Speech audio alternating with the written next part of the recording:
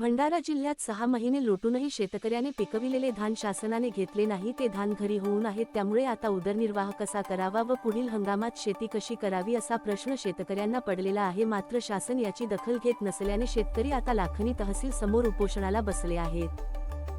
माझे नाव मनोज नामदेवराव पाटील पटले, मुक्काम परसोडी। छत्रपती शिवाजी महाराज शेतकरी शेतमजूर संघटनेचा मी अध्यक्ष आहे। बऱ्याच वर्षापासून आम्ही शेतकऱ्यांसाठी कामं करत असतो, पण यावर्षी असं काही प्रॉब्लेम झालेला आहे। शेतकऱ्यांनी नोव्हेंबर डिसेंबर महिन्यामध्ये धान केंद्रावर आपले धान दिलेले आहेत, पण सरकारच्या किंवा इथल्या प्रशासनाच्या हलगर्जीपणामुळे अजूनही ते धान त्यांच्या केंद्रावर पडलेले आहेत, बऱ्याचशा शेतकऱ्यांच्या घरी पडलेले आहेत। मग शेतकऱ्यांनी काय करावं? कारण की सरकार म्हणतो की हा प्रश्न आमचा नाही आहे, हा प्रश्न आहे म्हणतो सेंट्रलचा।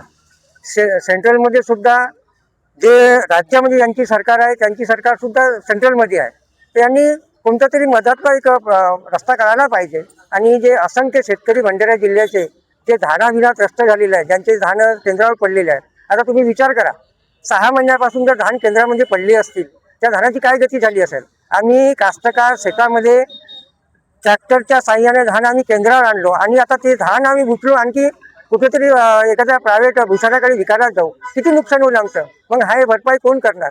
आज आता 31 मार्च होती, लोकांना कर्ज भरायचं होतं, बऱ्याचशा लोकांच्या मुलीचे लग्न आहेत, बऱ्याचशा मुलांचं एज्युकेशनचं फीज भरायचं आहे, हा भरायचा कुठून? हे सर्व काही प्रश्न आहेत। आम्ही निराश झालो। आतापर्यंत आम्ही ज्या लोकांच्या पाठीमागे लागलो त्यांना आम्ही एक विनंती केली की हा आमचा प्रॉब्लेम सॉल्व्ह करून द्या, पण कुठूनही आम्हाला आधार मिळाला नाही। आता या गोष्टीचा एक शेवट म्हणजे आम्हाला आता इथं उपासासाठी बसावंच लागेल, आणि जोपर्यंत आमचे हे जे मागणं आहे पूर्ण होणार नाही तोपर्यंत आम्ही इथं उपाशी बसणार आहोत। माझे नाव नूतन ठाकरे, मुक्काम केसलवाडा। आज शेतकऱ्याच्या वतीनं या ठिकाणी विविध मागण्यांसाठी या ठिकाणी आपण उपस्थित झालेलो आहोत। त्यामध्ये प्रामुख्यानं शेतकऱ्यांचे धान जे उघड्यावर केंद्रावर पडले आहेत किंवा घरी आहेत, ते लवकरात लवकर केंद्रामध्ये किंवा गोडाऊनमध्ये जाऊन त्यांना लवकरात लवकर त्याचे पैसे मिळावे यासाठी आमचा आवर्जून या ठिकाणी उपोषण आज ठेवलेला आहे।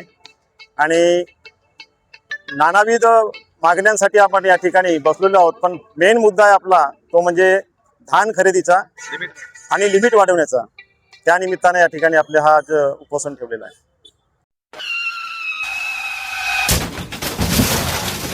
आता गाडीवर मोबाईल नंबर नाही तर इमर्जन्सी QR कोड लावा, जे तुम्हाला अडचणीच्या वेळी मदत करेल।